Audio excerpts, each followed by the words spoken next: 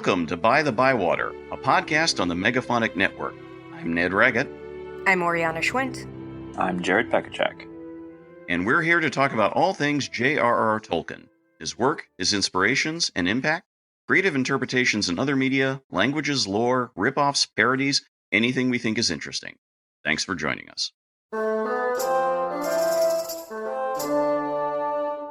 Hello and welcome to the 73rd episode of By-The-Bywater. It is great to be back with you all. It is our 6th anniversary episode, and hey, we got news. Maybe you've already seen it by now. It is utterly great.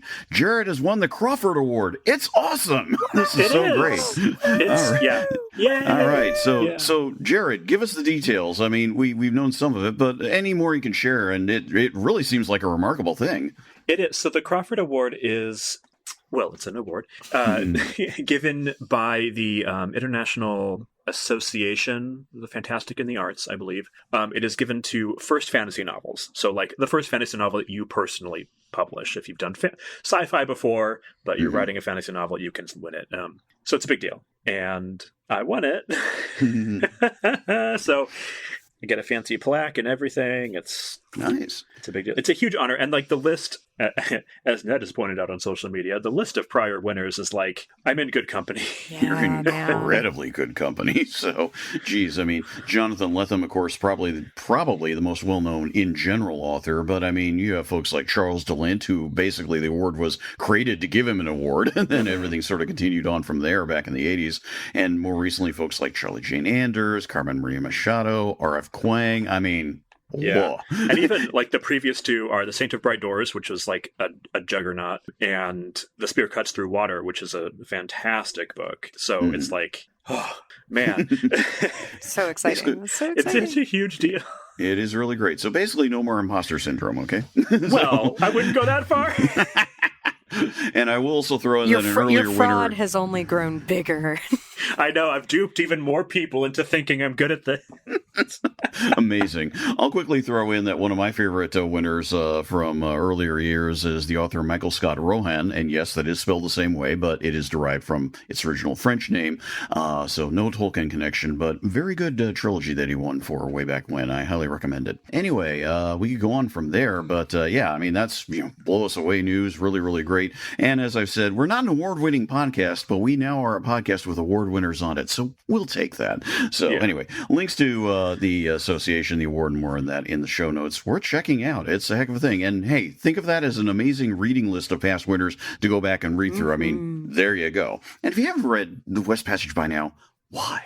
So we'll just leave it at that. Yeah, I hear it's good. You should check it out. Highly recommended. There seem to be things that were said about it by the orders, about the language and the illustrations and so much more. Unflashy yet elegant prose. I didn't memorize it, but... No, certainly not. Get it tattooed.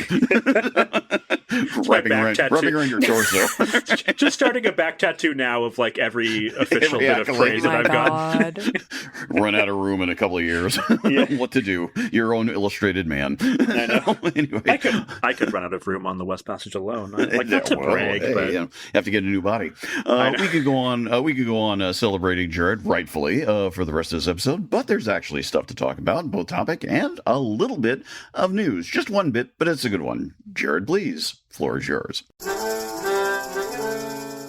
It's a very quiet month for Tolkien news this time out, but there is one interesting item that has surfaced. Per various reports, hitherto unknown number of letters as well as a notable manuscript of Tolkien's have been announced to the public. While Tolkien's papers are generally disposed of at Marquette University and the Bodleian Library, his manuscript for the late 1960s book The Road Goes Ever On, a songbook collaboration with the British musician and light comedian Donald Swann, had remained with Swann's family along with various letters of Tolkien's from their correspondence covering 1965 through Tolkien's death in 1973.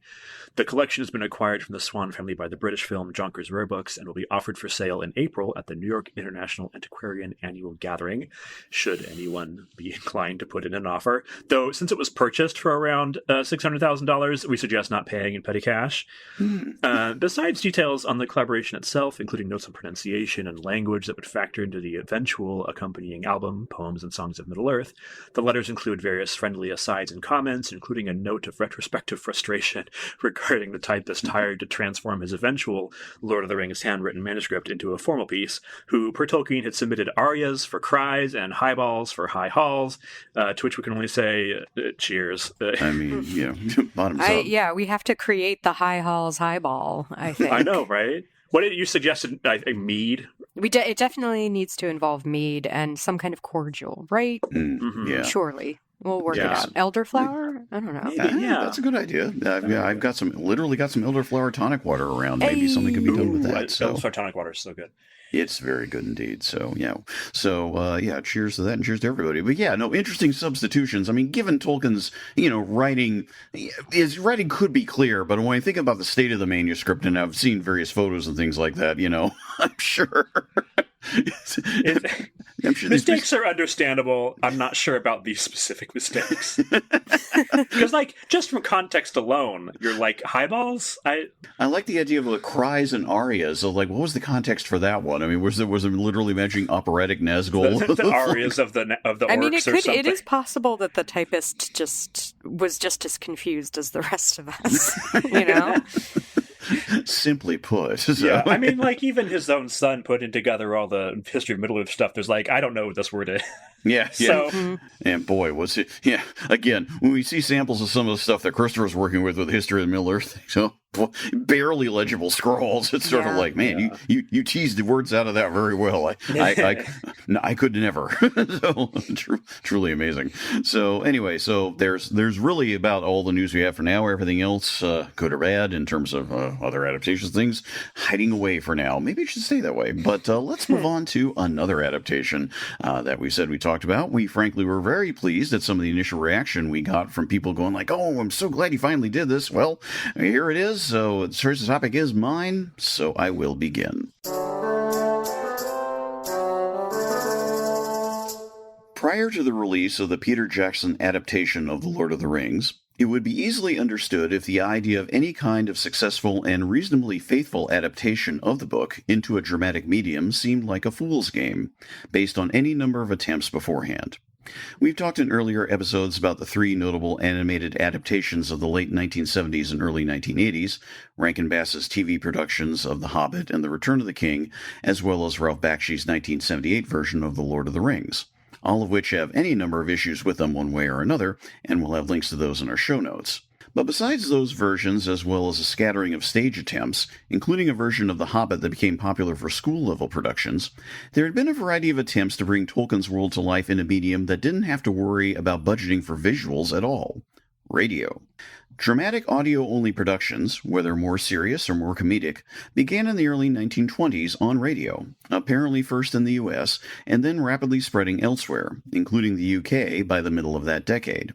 While it achieved its peak popularity in the 1930s through the 1950s, before being generally supplanted with the rapid spread of television, it still exists as a performance medium today, both in terrestrial radio and in numerous online formats and services, with a particularly strong strand of it being found in the UK, as well as various Commonwealth countries.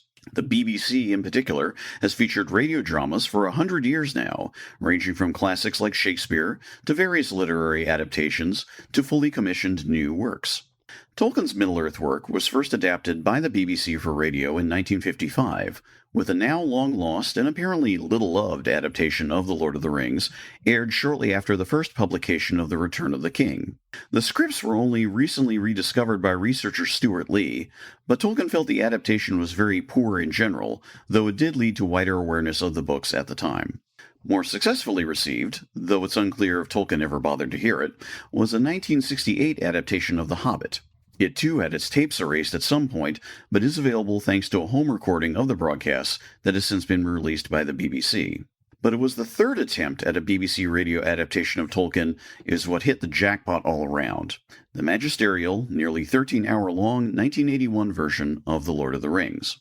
While the BBC had been considering a new version for some time, and had been mistakenly engaged with negotiations with the Saul Zaentz Company in the late 1970s about it, it later turned out that the radio rights had in fact remained with Tolkien and then his estate, separate from the original rights sale that ended up with Zaentz.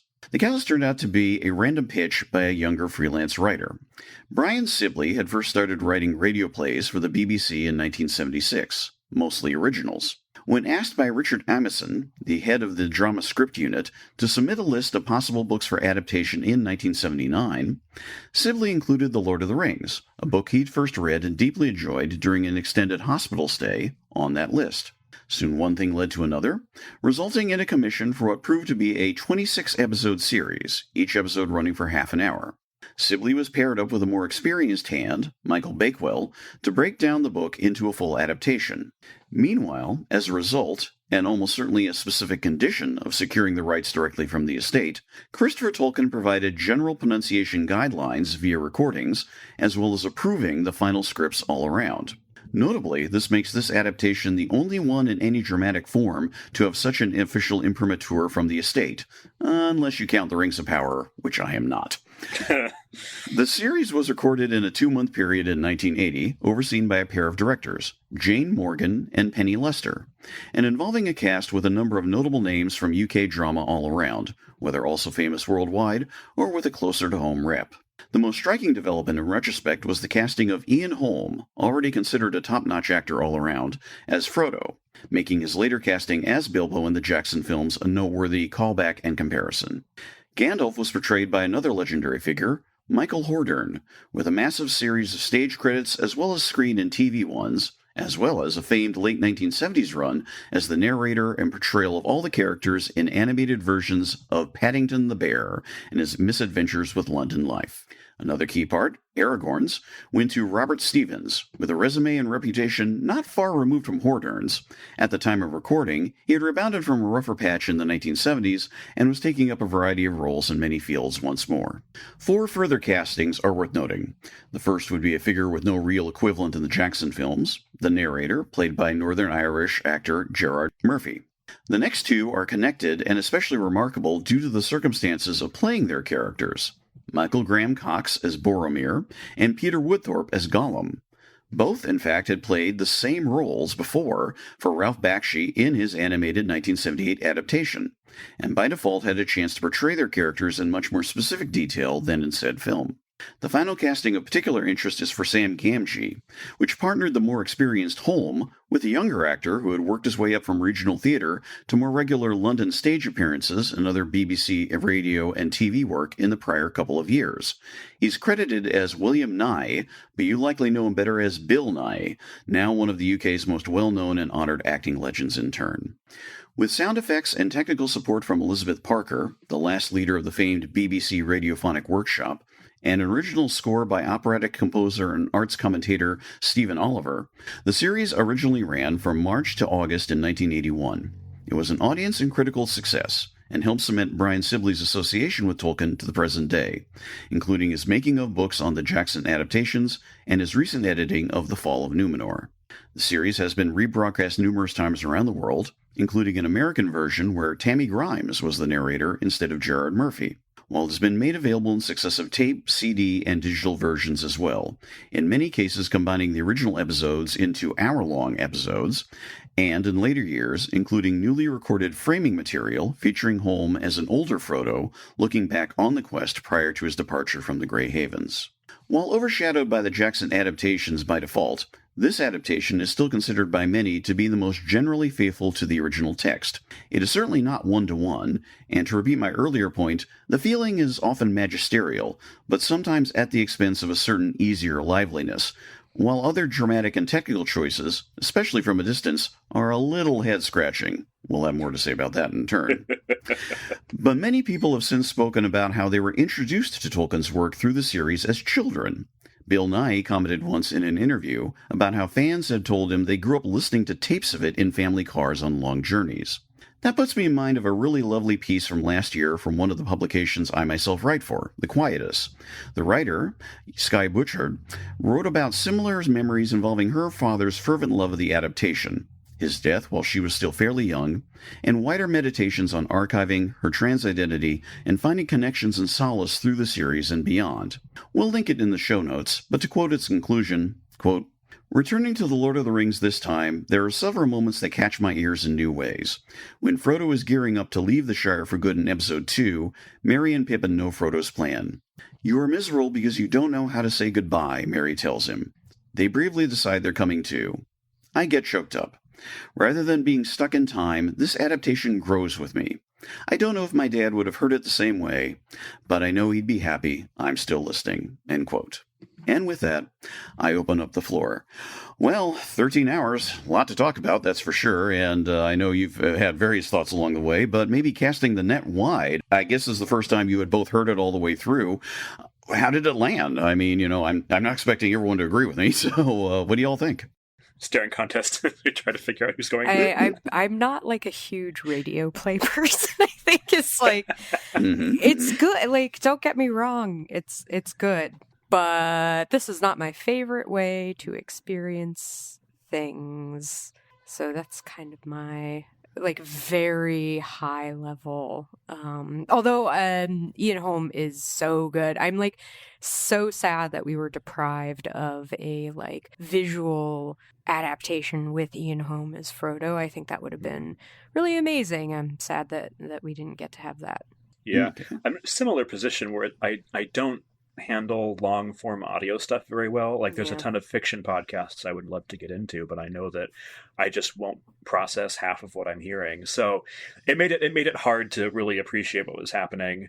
And I also, specifically with radio play type stuff, I have a hard time picturing anything because everything sounds like people in a room. Right. And I know that's just comes with the territory, and I really should be able to get over it, but I can't. And that is not, again, that's such a personal, that is nothing against the adaptation itself, the radio, the quality or anything. It's just for me, I was sitting there okay, they're in a room. All right, they're still in a room. It kept sounding like they were sitting in a recording booth. And that made it so difficult for me to really appreciate what was happening. And there's a lot to appreciate. There is. There really is. It's just, for me specifically, I'm not the audience. Yeah, I think you're right about this. It's one of those things that I certainly didn't grow up listening to radio plays per se and all that, but I will say this. Yeah, I didn't mention the Mind's Eye 1979 American radio version intentionally in that introduction. It sucks. But in terms of radio play stuff, I mean, my own introduction to the form came thanks to adaptation, you might say from an unexpected source, but this was actually a fairly well-regarded version at the time, and actually makes sense given the movie's origins in serial format. Star Wars. All three of the original movies were made into radio versions in line with how radio versions would have gone back in the 1980s and early 1990s. Sort of a multi-year project. Some cast members like Mark Hamill and Anthony Daniels carried over their roles, others were recast. And as a young fan, I remember when the and these were on NPR, and I remember as a young fan, it was oh wow, Star Wars on radio, and listening to them at the time, and it was oh, it's the story, but it's a little different. And having to put my headspace into how it works and how radio drama works was a bit of a stretch, especially as a kid. So I get this sense. It's sort of okay, you have to enter into this world where literally everything is described because nothing can be seen, and that changes the flow of a story and its dynamic very, very heavily. And an example of that, how it translates into this, I mean, this is just one example of many, is the part where, and we'll probably drop this in here as a sample, is the part where at the flight to the Ford, where we have Frodo basically, saying that, the Nazgul getting crushed by the waves, but then saying, "Oh, I am falling, I am falling." Yeah. And sort of Frodo wouldn't say that, but for the purposes of the dramatic thing, he has to say this. It's that type of dynamic. And that is hard. I think that can't be escaped. It's just the nature of the beast. By Elbereth and Luthien the Fair, you shall have neither the ring nor me! The river is rising.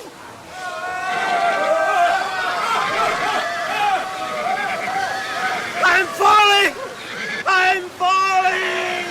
Help me!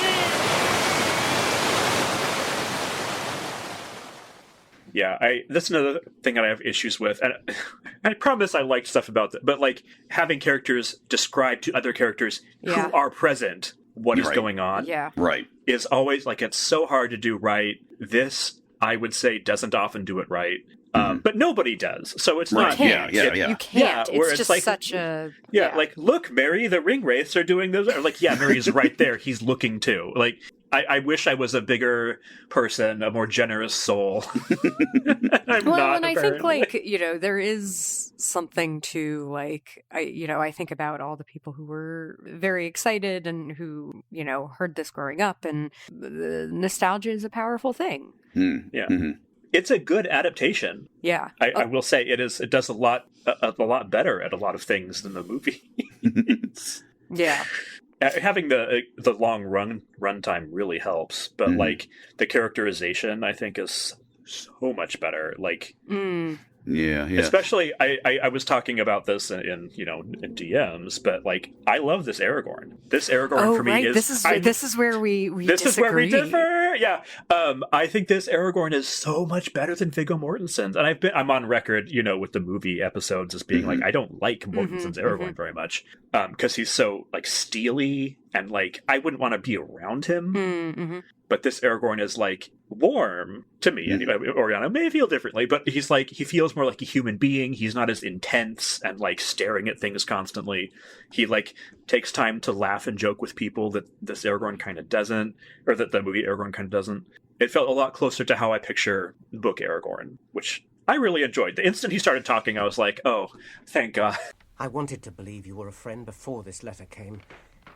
And well, I think if you were a spy of the enemy, then you would, well, seem fairer and feel fouler. I mean, if you...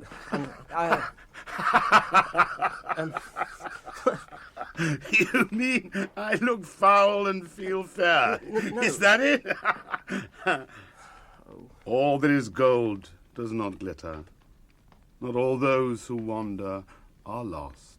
Oh man, it's so we had the exact opposite reaction. Yeah, I know. We had the exact opposite reaction because oh God, I don't like this. I don't like this performance. I don't. And I do wonder how much of that reaction is. I completely understand where you're coming from, Jared, with in regards to like Viggo Mortensen's performance and his interpretation of the character. I totally see that, but I wonder if like I just like thought he was really hot, and like that has just kind of subsumed every other possible like that has to be influencing me, because for some reason I did not like this. Yeah, was it the tone of voice, the delivery? I did not like the delivery, and I think he does not have the vocal quality. It didn't feel like a warm vocal quality to me, which like that could just be my perception, man. Like that's just my opinion, man. I will say clearly other people don't feel that way. The longer it went on, the more like when he first shows up in Bree, that's when I was like, I'm locked in. I'm here for this. Right. Okay. The longer it goes on, I do think he starts to sound a little more like an elderly British guy. Yeah. Little less like my Aragorn.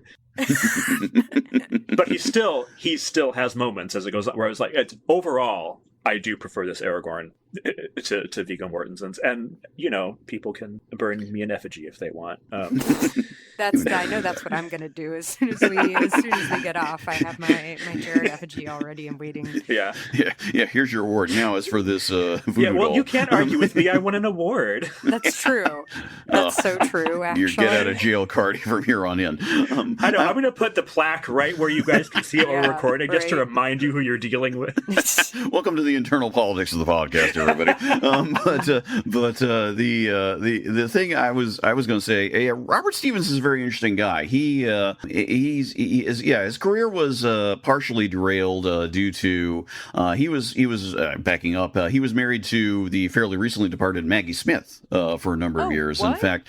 Yeah. I missed that entirely. I was even on his Wikipedia page, and I missed that. And you'd think Maggie Smith, I would have been like right there. But and if you know the actor Toby Stevens, that's their kid. So my God, of course. Yeah, a bit of an acting dynasty there. So leave it to the Brits. But as well as I forget their other kid's name, who's also an actor. I think I seem to remember. But in any event, his distinct voice when I first heard him, I'm like, it's that guy, because it was he's a classic that guy for me, at least in terms of what I grew up with. He has a small but notable role in the early '60s film Cleopatra, which had everybody, including Michael Hordern, it should be noted, as one of his many roles. And I just remember that. And I think I first probably locked into him in a very good role in Branagh's adaptation of Henry V from the late 80s. He's one of Falstaff's like hangers-on who ends up with that sort of group going over, and he's the only one who survives to the end of the film and has some great performances. So that resonance of his voice was one of those things that's like, I know this guy. So when I first heard the radio version, I was like, it's him.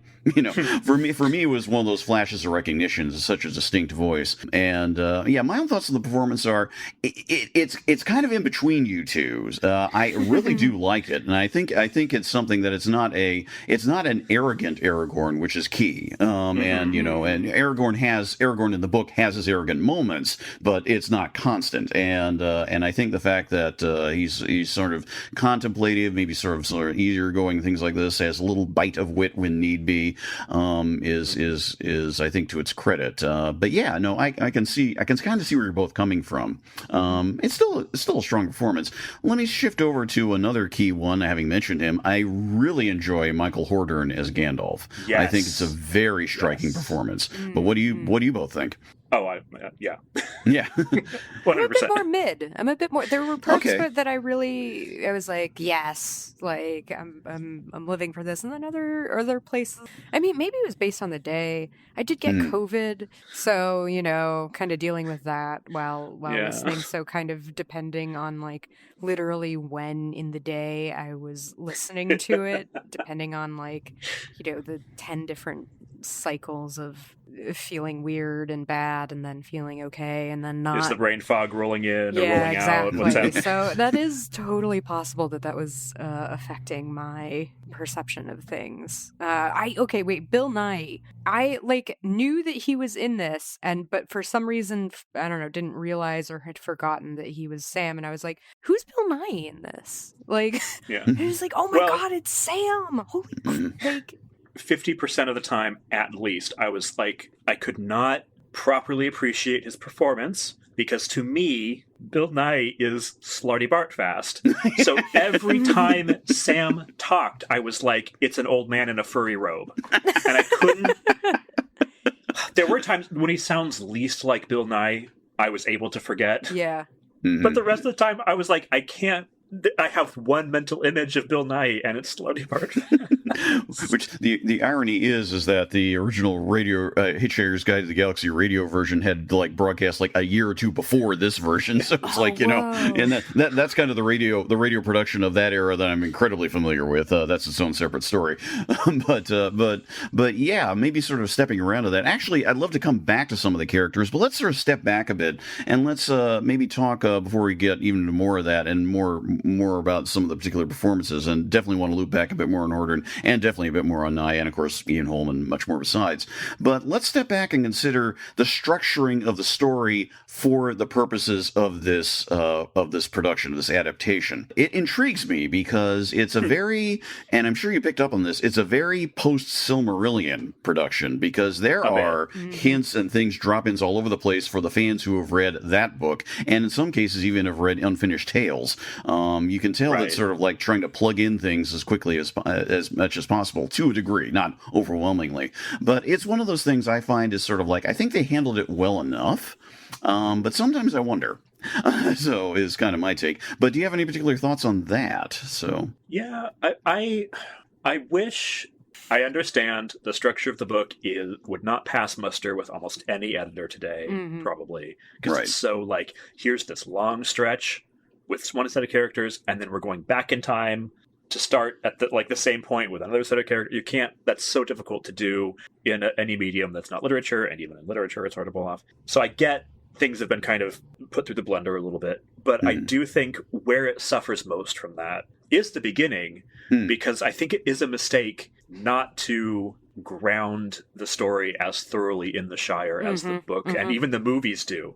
And this is more there's so much happening right at the beginning that isn't the Shire that you lose that sense of a starting point. And the Shire as an environment of it on its own. And it's that is there, but the impact of it is lessened by having so many other things mixed into it that I don't think you need to do. Yeah.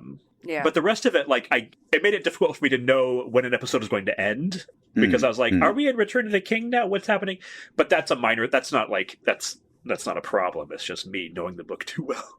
But yeah, I think overall the structure was fine, but that beginning was just like, oh, we need to tough.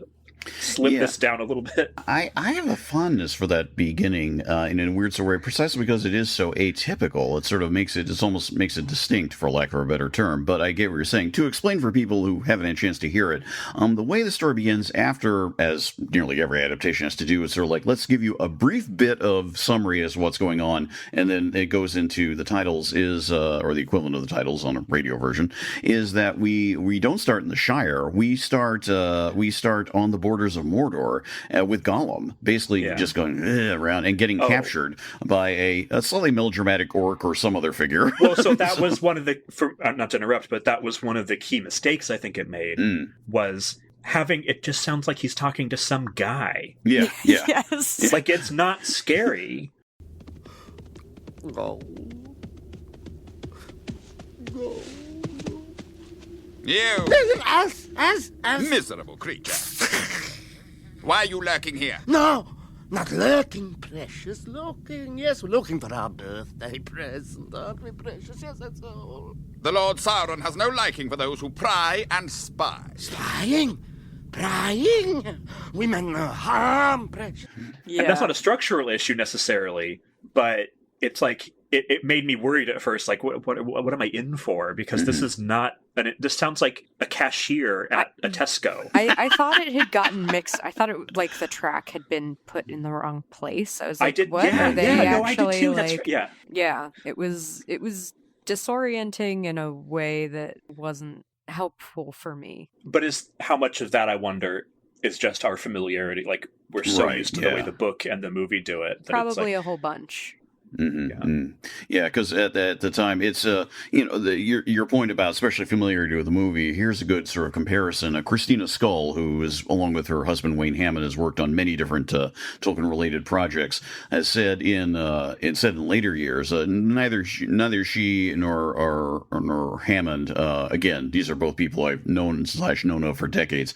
Deeply intense Tolkien fans of the text. They did not like the films at all, and Christina has said in an interview, she says, I'm so glad that the radio version exists, precisely because it makes me realize how much more I don't like the film versions, because the radio versions is something that sort of fits with her sense of it. In other words, she's very much sees it through that lens, and so it's an interesting contrast in terms of how people sort of approach the books, what they get into, what are the angles into the story, whatever they might be. For some people, it might have been the backsheet. For some people like me, the Rankin Bass. It's sort of like we could go on, but I found that an interesting illustrative point. But yeah, no, I can see where you're coming from. That the beginning is tricky. I like it, but it's tricky, and it at least I think what I like most about it is precisely because if you're familiar with the story, it doesn't just give you the story. It's sort of like, what if we twisted it a little bit? I'm like, I don't mind that. It's hard. It's not always successful, but I don't mind that. I guess that's just me.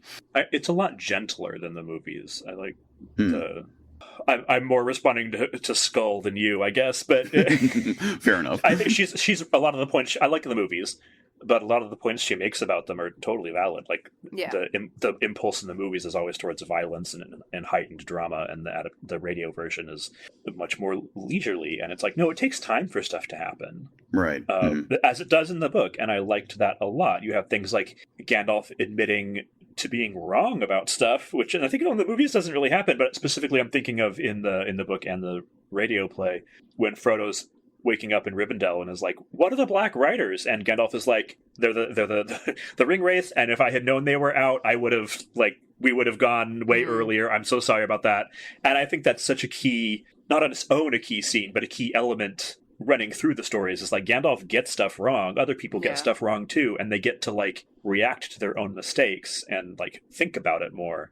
But the movies don't really allow for that. The Morgul Lord and his Black Riders have come forth. War is preparing. Then you knew of the Riders already, before I met them? Yes, I knew of them.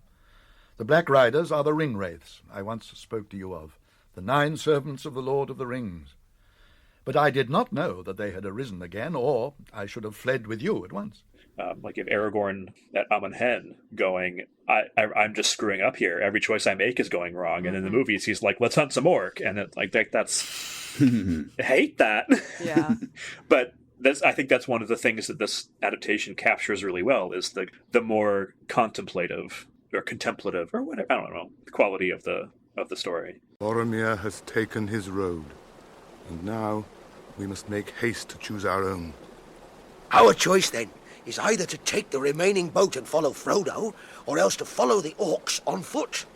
There is little hope either way. We have already lost precious hours. Let me think. And now may I make a right choice and change the evil fate of this unhappy day.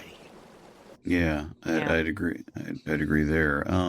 Sort of maybe to shift to a slightly different factor, and then definitely want to get back to talking about some of the characterizations and performances again. Yeah, building a bit off on that. I think what we have in this version is it allows for depth and breadth is the best way to put it. At its best. Granted, we're not seeing the scope of Middle Earth. You have to internalize it and project it, and we lose a lot of the not all, but a lot of the descriptions of the land and everything that's out there. But I do want to turn back to something that I think is more of a factor in this as a result than any other adaptation, is the fact that the narrator is a character. Is a very distinct character who has a presence throughout the entire story. And that, of course, comes down to Gerard Murphy, although, again, as noted, Tammy Grimes was the person who did the narration for the original American broadcast. I've never heard that, but I was like, sure, okay, why not?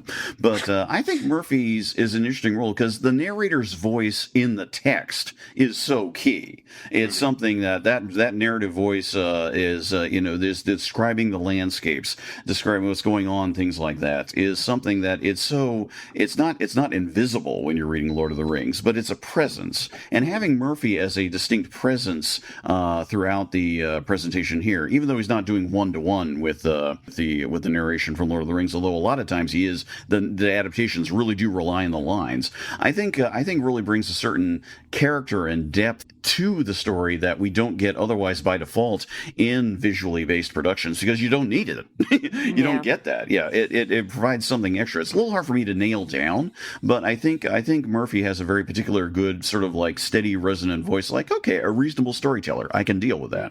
Yeah. Is sort of my take. I don't know if either of you had particular thoughts on this either way, but just throwing that out there.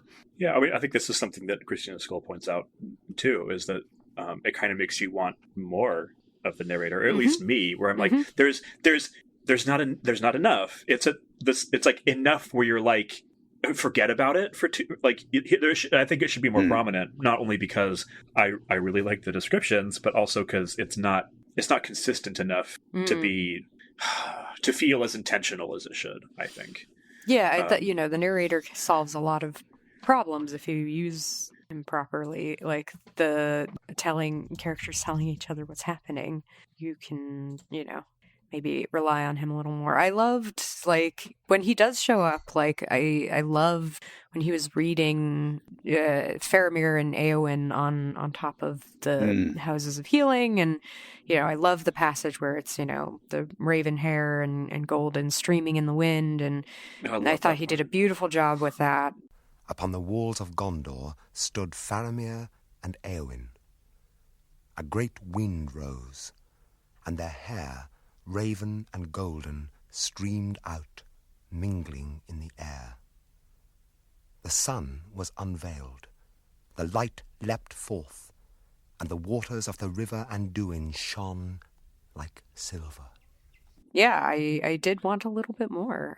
That would have solved some other things. Yeah. Yeah, there are places. I mean, it would have been intrusive in a lot of ways, or in a lot of scenes where it's like, okay, we can't stop for the narrator to go, and then the orc did this, because then you're like, I think it loses the flow of the scene. But I think there could be more of it in other places, especially the thing that I think is really missing here is that that sense of Middle Earth, and especially if you're me and you have a hard time with audio anyway. Like, I need somebody to be like, and there's a tower over there or something, and not just like a Merry or Pippin or whatever going, what's that tower called? Like, yeah, right.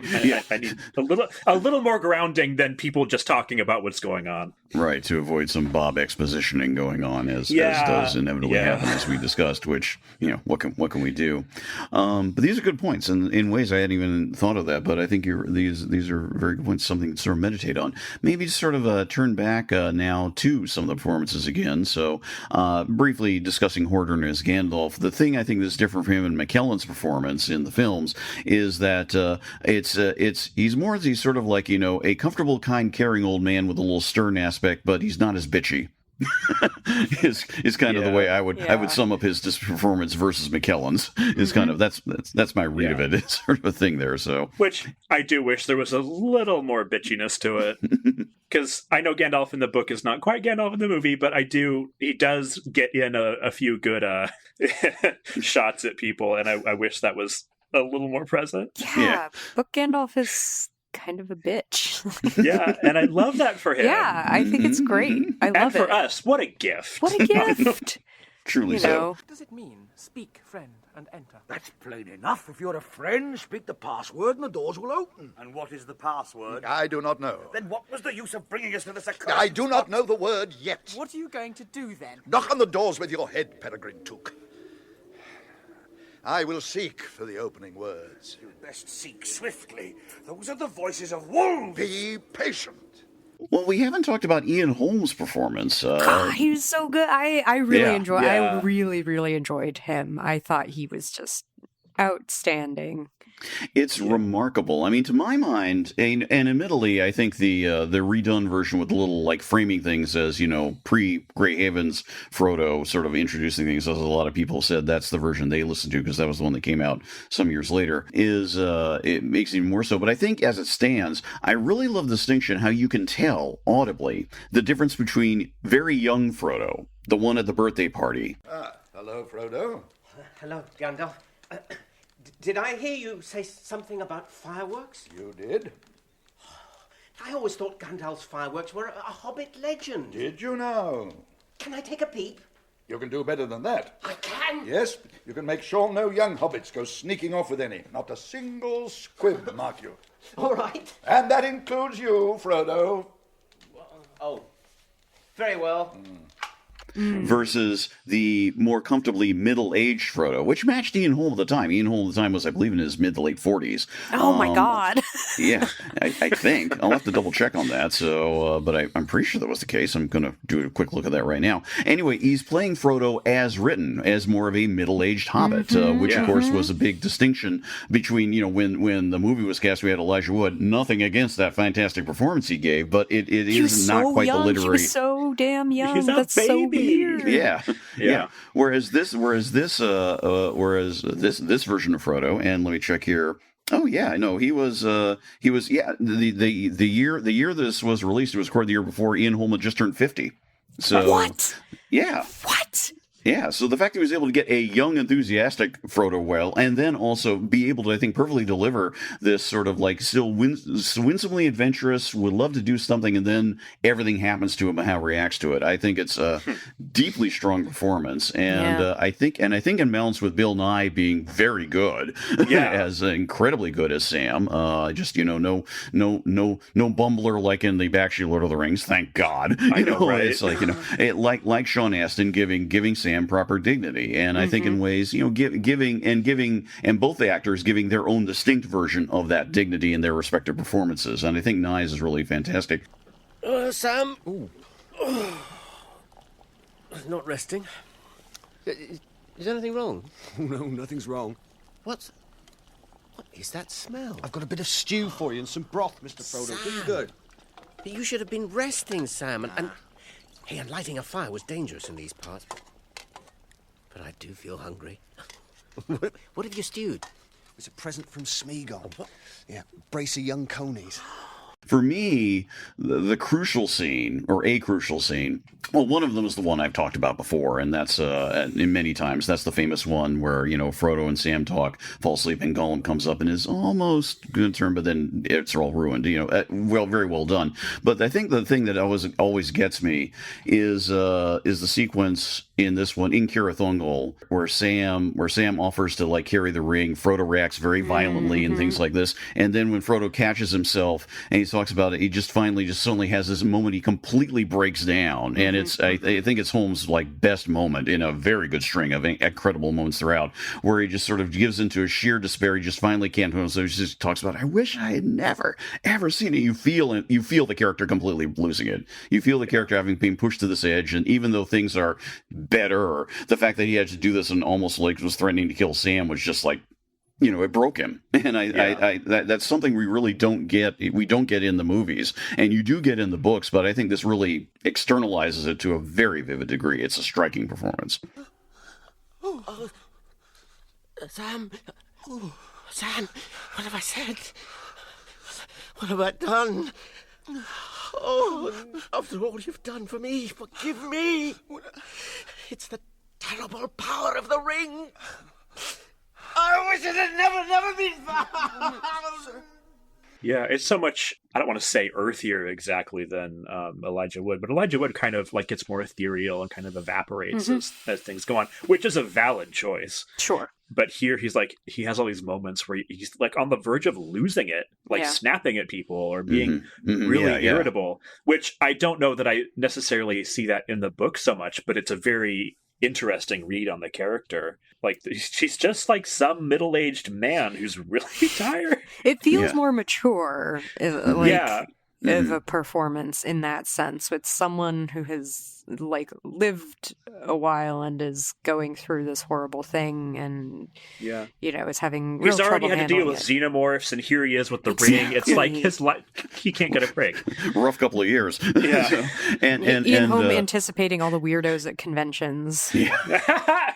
Poor guy being CGI'd into a sequel last year, or things like that. He felt it on the horizon. But I also do think that Nighy's relative youth, he was 20 years younger than Holm.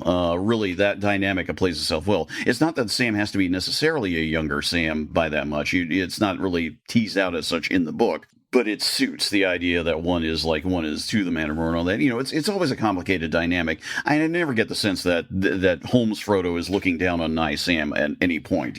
That's both as written and as performed. But you do get a sense of how that dynamic works out, and how Nighy in turn is putting on a hell of a great performance as somebody who's just trying to do his best in sometimes impossible situations. I think his monologues Sam does when he speaks to himself, when he's making the choices of Master Samwise, that's some of Nighy's best work in turn. It's really well done. He has to handle all his own, and he does it. Me take the ring from him? Well, the council gave it to him. But the council gave him companions so that the errand should not fail, and I'm the last of the company. I wish I weren't the lad. I wish old Gandalf were here. Why am I left all alone? Why am I left all alone to make up my mind? Make it up, I must. It's really singing. He does a really good job singing the song that's my favorite. Yes. I Beyond love all that towers, moment. strong and high. In western lands beneath the sun, the flowers may rise in spring. The trees may bud, the waters run, the merry finches sing. Or there may be 'tis cloudless night, and swaying beaches bear the elven stars as jewels white amid their branching hair. Yeah, it's a really good moment. I completely agree. Yeah. Touching on some of the other things, the actors who did Merry and Pippin, I thought did a fine job. I have no problem with them. Yeah. They're. I couldn't tell them apart. Yeah, that's kind of the thing. I can just tell them apart, but it's really hard. The actors again were Richard O'Callaghan as Merry and John McAndrew as Pippin, and fine jobs. But sometimes, unless they were in their own separate storylines, that was really listen closely. It's like yes, we're in a Pippin part, so I know that's him. Yeah. Yeah, no, I had actually, this was a recurring problem with me for the entire thing, was like maybe half of the cast I literally couldn't tell apart. No, I had that problem too. It made it so. I was like, "Who's talking? Is this a ring wraith or a hobbit?" I have no idea. They all sound like received pronunciation British guys. I have no idea who any of them are. I confused Aragorn and Gandalf so many times. It was so. There bad. were a couple times where that happened. Okay. I know. It's a me problem. That's a me problem. Well, I know. It's all good. They were good. It's just I didn't know who was talking sometimes. Well, let me throw in a pair of distinct voices, and let me throw in an argument for another example where I think this adaptation really does an excellent job, and that is the Legolas-Gimli dynamic. Because I love the fact that this is not a comic Gimli. Yeah. He has a boisterousness. The actor was, who was the actor again? Douglas Livingstone. He brings a certain raspy boisterousness to his role, but he's not comic. He's not throwing in his sides. He's the Gimli of the book, adapted over. And whereas, the David Collins' Legolas is an interesting version. It's not Orlando. Thank God. Yeah. And I would argue maybe a little hair less successful in comparison to Gimli's, I think. But still, I like the fact that the actors' voices contrast. You certainly can tell them. You know who's talking when they're talking, and their dynamic is not the buddy, good cop, bad cop, whatever you want to call it, analog that we get in the movies. It is just simply this quietly growing friendship and respect that just has little moments along the way. We don't get the full description of the glittering caves. We get a sense of it. You get a sense of how Legolas reacts to it. Stuff like that. It's smaller in comparison, but I appreciate that it's there. 42, Master Legolas. Alas, my axe is notched. The 42nd had an iron collar on his neck. How is it with you? You've passed my score by 1. But I do not grudge you the game, so glad am I to see you. But you have missed a wondrous thing, Legolas. The caverns beneath Helm's Deep. Immeasurable halls filled with an everlasting music of water. No dwarf could be unmoved by such loveliness. You make me regret that I have not seen them. Come, let us make this bargain. If we both return safe out of the perils that await us, we will journey for a while together. You shall visit Fangorn with me, the greatest and oldest of forests, and I will come with you to Helm's Deep. You have my promise. Yeah, the vibe is much more like, at the start, is much more like we're just co-workers. Right. And then by the end, they're work husbands. This is a vision. So we talked about every last little detail and role in all this one because that would take a little forever. I'll pick out a few of the ones that sort of maybe worked for me in different ways and maybe also didn't work for me. A little one I had almost forgotten played a role, especially since he'd gone on to other works later, was Peter Vaughan as Denethor. And that's Peter Vaughan as in Maester Aemon from Game of Thrones, Peter Vaughan. So... yeah, so that actor, who has been in a ton of things himself, long career. I thought his Denethor was really solid, and I thought Andrew Sear as Faramore, their dynamic, especially in their confrontation scene, was extremely well done in Middle-earth. That depends on the matter of your return, and it's much different from the cold as ice one from the films, but it's not that far removed. It is lower key, but you can sense the sort of battle of wills going on. I thought that was a really particular standout moment. And the retreat of those we put out so far afield as Osgiliath will be perilous indeed if the enemy wins across in force. Much must be risked in war, but I will not yield the river and the fair fields of the Pelennor unfought. Not if there is a captain who has still the courage to do his lord's will. I do not oppose your will, sire. Since you are robbed of Boromir, I will go and do what I can in his stead, if you command it. I do so. Then farewell.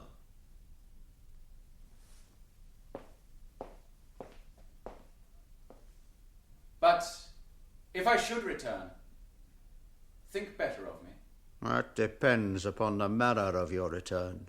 Yeah. Oh, I like this Faramir a lot. Mm-hmm. This Faramir was solid. This Faramir was very good. They did not do him dirty. Hooray. Yeah. We get the book's Faramir in as close to a portrayal as we've ever gotten. And it's not to disparage the movies again, but it's like, it's so easy to do it right.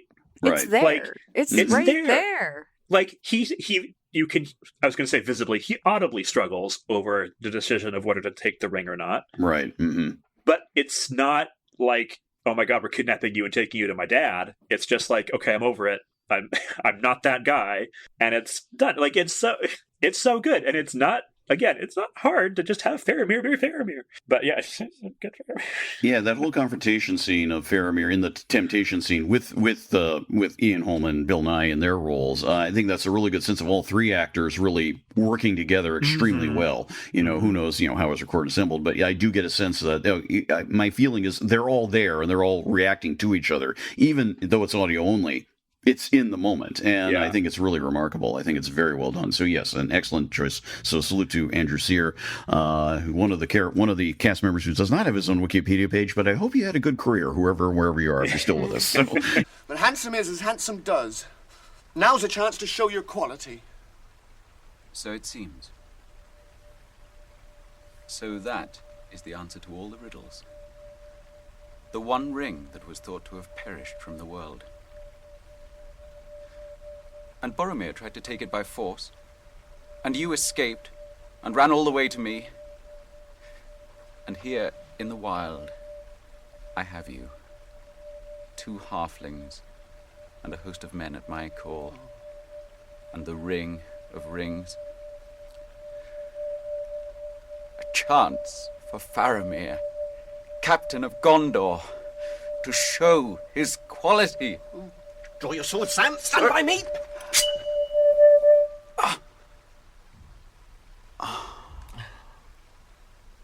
Alas for Boromir. It was too sore a trial. An example of an approach that I have my issues with, because the actor is clearly very stagey in an older way, is Jack May as Theoden. That didn't quite work for me. How do you feel, though? There were so many other very stagey things about but that one stands out for me. That one's a little much. The gate is broken, but the enemy has fallen back. There is not a moment to lose. Eomer, lead your company to the gate to secure its defense and destroy the siege engines. I go, my lord. Where is the captain of the enemy?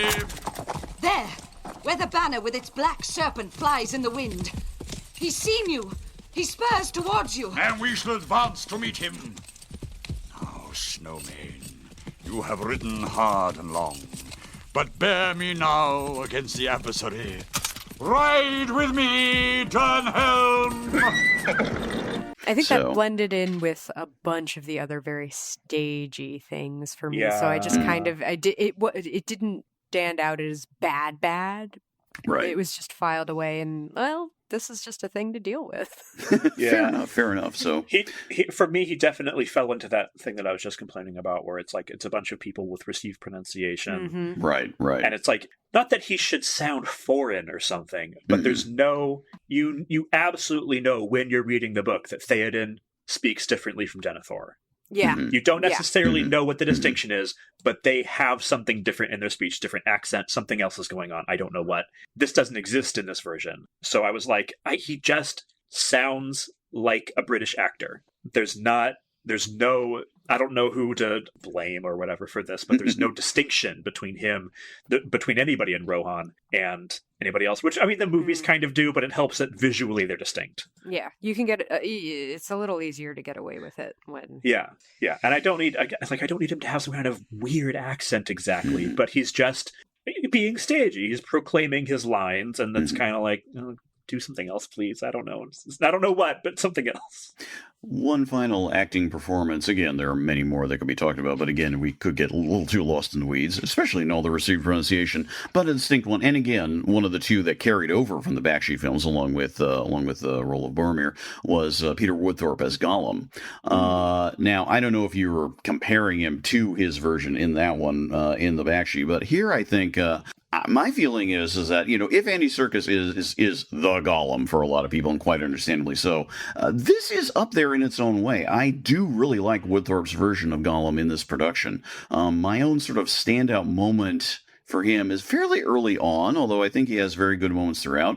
And that's the moment where he gets the Hithling rope tied to his ankle when they're first sort of captured by Frodo and Sam. And you hear, and it's a marvelous just control of voice by Woodthorpe. You hear Frodo's reaction is this very, very high-pitched, almost breathless cry that starts up there, and then suddenly comes down to this utter shriek. It's just sort of like indescribable pain. And while arguably that's, not a dialogue moment, it's just, a sound. It's just one of those things like, ugh, I'm rather frightened here. It's like, what is causing this sort of type thing. Oh, no, you! No! Let go of us! I think your rope might prove useful again, Sam. Right on, Mr. Frodo! Nasty, treacherous creature! It's round your neck this rope ought to go, and in a tight nose too. We want him to walk, so tie one end to his ankle and keep a grip on the other end. Right now, Mr. Gollum. This'll put pay to your sneaking.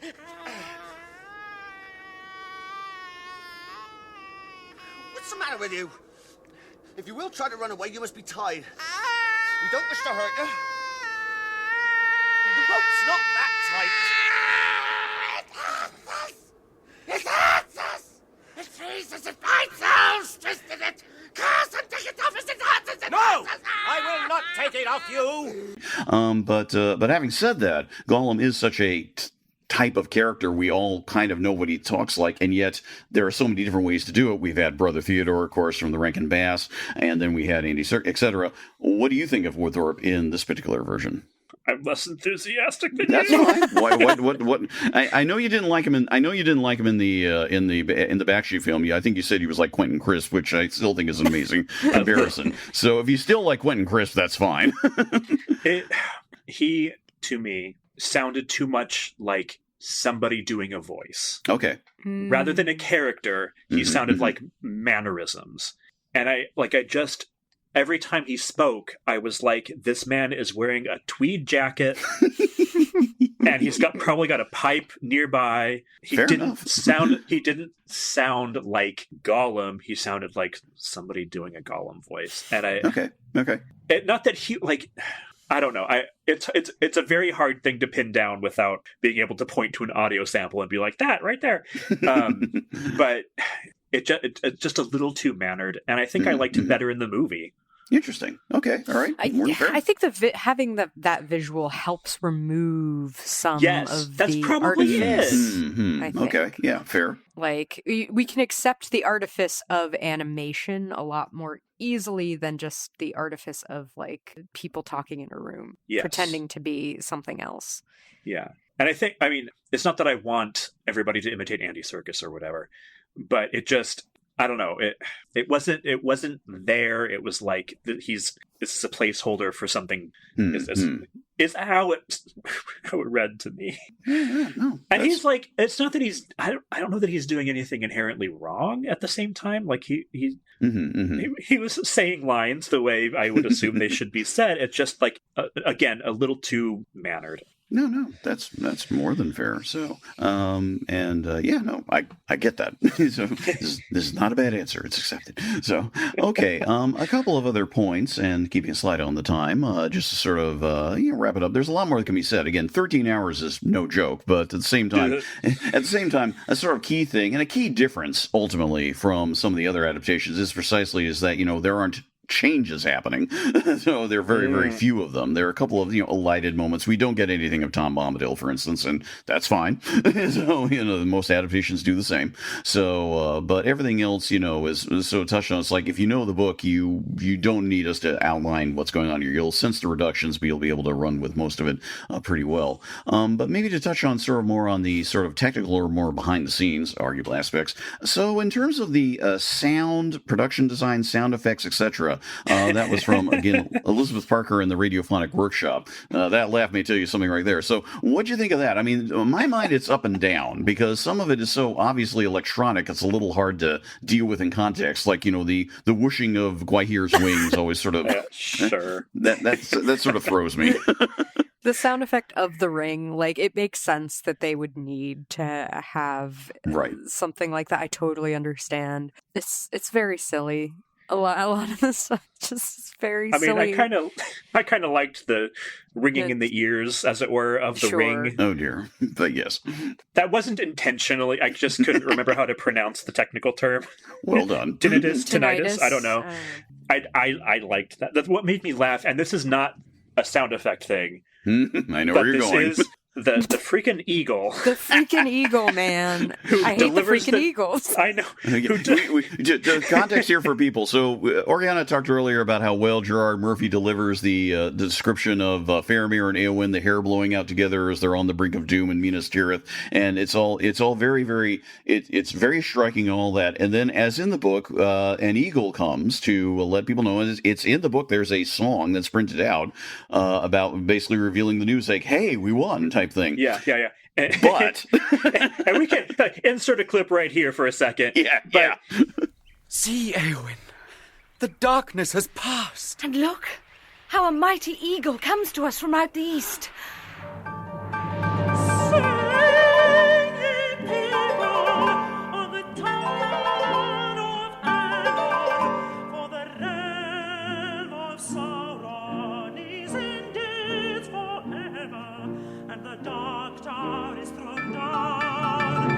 So, first of all, there's no reason the eagle has to sing. It doesn't say in the book that he sings, or I don't want to assume it's gender. It could be anything. Right. There's don't misgender the eagle, Jared. I know. That's the most important thing right now. It doesn't have to sing. It's fine if it doesn't. It can just chant or whatever. I don't care. I don't mind that it sings. The issue is the way that it sings here, which to me sounds like a Monty Python character doing a falsetto. And it's like ever so slightly off key. It's just... Then they keep returning to it. What? Yeah, why? Like, we don't need the whole song. You could get the first stanza in there, whatever, mix and match. I don't care. We don't need to come back to it. I think like 3 times. And every time I was losing it. And this is not a moment that you want to be losing it over. No. It's so silly. It's so silly. Come on, everybody. It's so silly. There's a similar thing happening earlier, which is much better, I think, where the Pelennor Fields... The Battle of Pelennor Fields is narrated like poetry. Like somebody's chanting, and then we go to a scene where something happens, and we go back to, like, I can't remember any of it, but I'm sure we can put a clip in. Fired in a forest, they drove through the foemen. Field and fangled sun, where the press was thickest, shivered his spear as he struck down the south road. Like, chanting lines of alliterative verse, and then we go to a scene, and we're back to lines, and I love that so much. And it's conceptually maybe similar to what the Eagle is doing, but it's so much better. We didn't have to. We don't have to live like this. Yeah, the mention that they have the narrator say at one point, saying like how in later years, which I think is a good addition, about how the song of these events was sung in like Mediceld and things like this. You get a sense of this Rohirrim telling their story about the battle and things like that, it's in the book. It's in the book. There's that section, which is fantastic. I love that. So it's really well done. And there is the one example of a falsetto done right, I would argue, although it's a little hard to tell if you don't already know the lyrics. And that's when Boromir is recounting his dream at the Council of Elrond, and there is a bit of an unearthly falsetto there, but it's much more well sung and serene and feels dreamlike, so it can be done.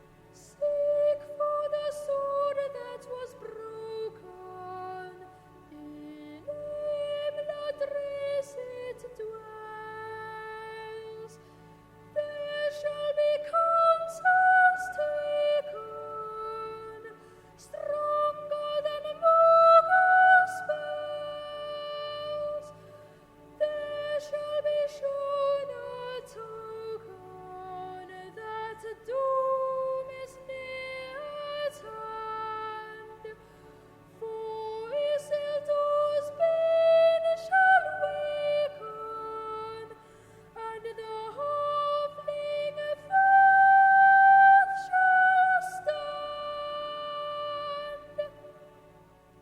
However, since we've been talking about songs and all that, let's move into another element, and one I think is really well done, and that's Stephen Oliver's music, his main themes and his other things throughout. I could say a little more about it right now, but what did you think of that? I mean, everyone has Howard Shore in their head now, rightly, because it was just so good. And this is much more of a pocket thing. It's like, it's a string section, not an orchestra. The scale is different. You can't get that same sense of sweep, but I still think it's actually effectively done for what it is. I really do like that stirring opening theme. It's small, focused, but it does the trick. Having said that, though, what do y'all think? Yep. Yeah. There you go. Less enthusiastic. General agreement. Well, I really like the road goes ever on, the choir thing that happens there. I love that. There are moments that I loved. I think some of it is not as thought out as it could be, not as doesn't cohere with what's happening as well. Like there's these like 4-part harmonies or whatever happening for things that to me don't need them. Like the song doesn't need to be like this. It's jarring that it is. And I wish I could remember a specific example, but I can't. There's just a few moments where the music is intrusive rather than organic. Right. No, that's fair.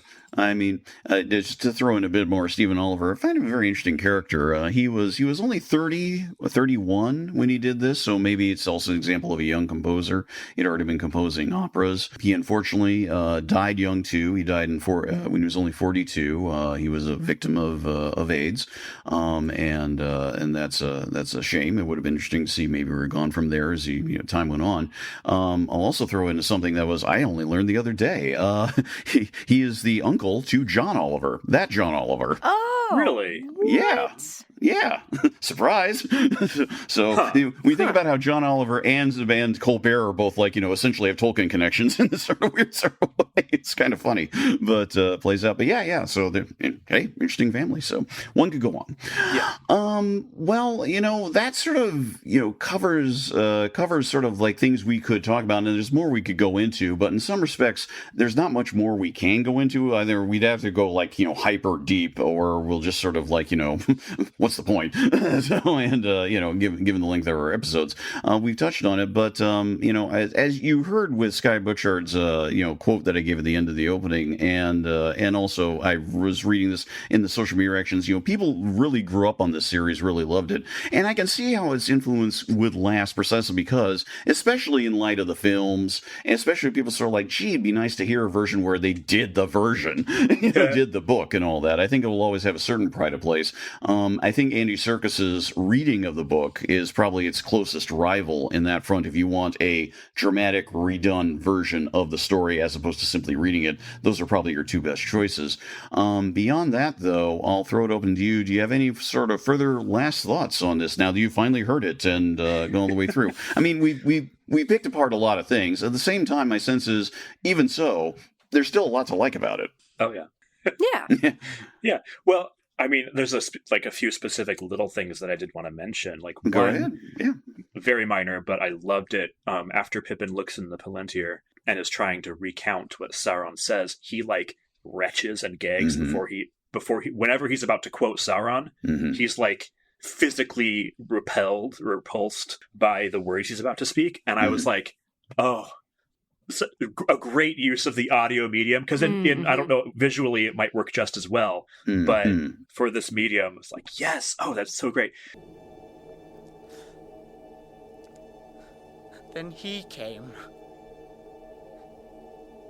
He did not speak so that I could hear words. He just looked, and I understood.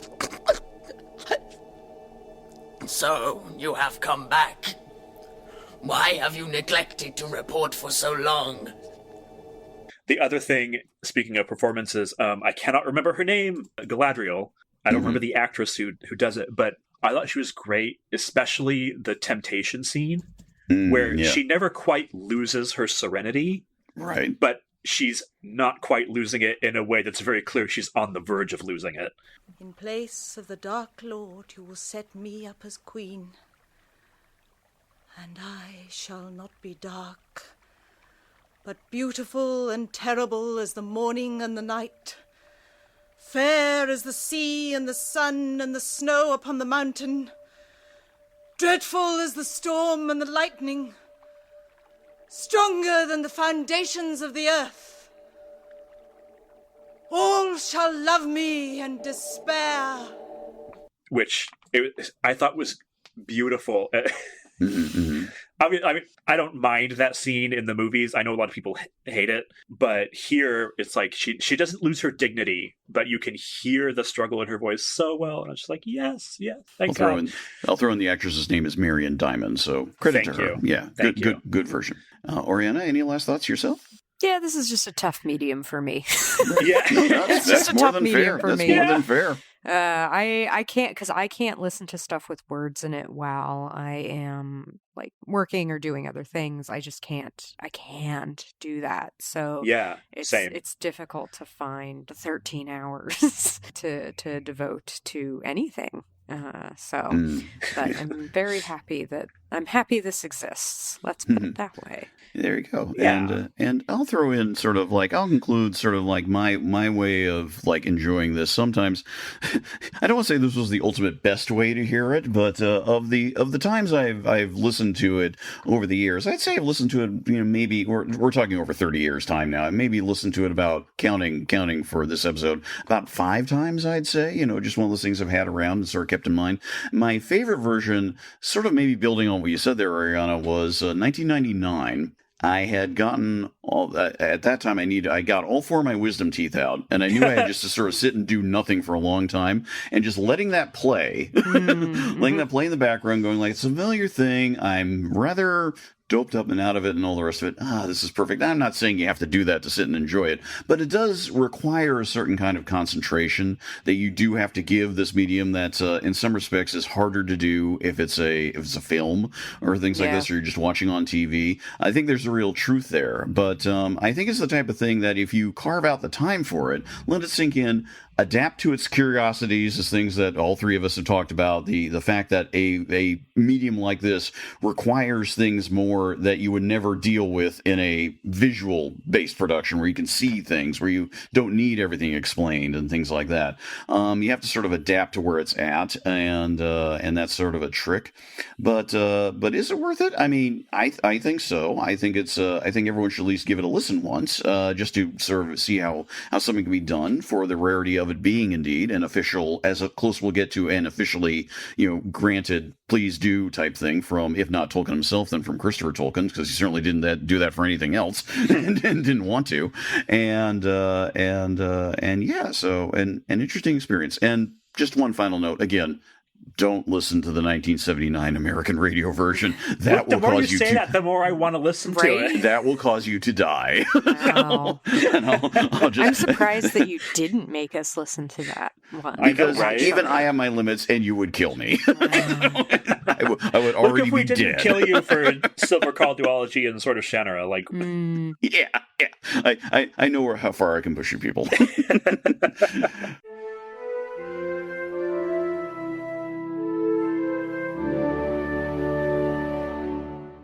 Okay, time has come to pick the topic for the next episode. The choice for topic has come around to Oriana. What are we talking about next time?